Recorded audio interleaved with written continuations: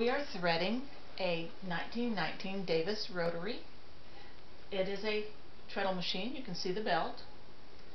And before I get too far along, I'll mention that it originally had two thread mounts. The spindle is missing from this one. From the pictures I'm seeing, the machine was intended to sew from the thread mounted here and fill the bobbin from the thread mounted here. We only have one option today. Another point that I would like to show is this machine has the thread guide here on the left of the auxiliary thread guide, and in the drawing that is part of the manual,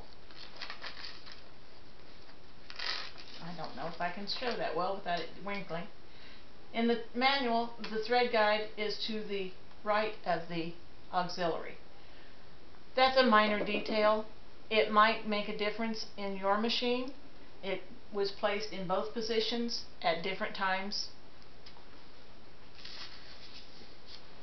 So we start by placing the thread on the spindle. You bring it across.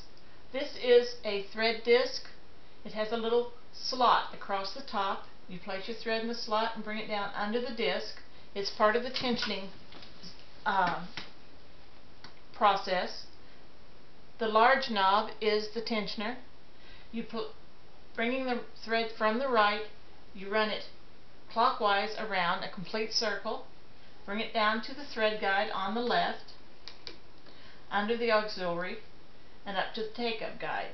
Now if you have a thread guide on the other side, it goes under the auxiliary first and to the thread guide second, depending on which side of the auxiliary your machine happens to be. After it's in the take-up arm, you bring it down to the needle and thread the needle, which I'm not going to do, but it's easy enough if you've got good clear eyes.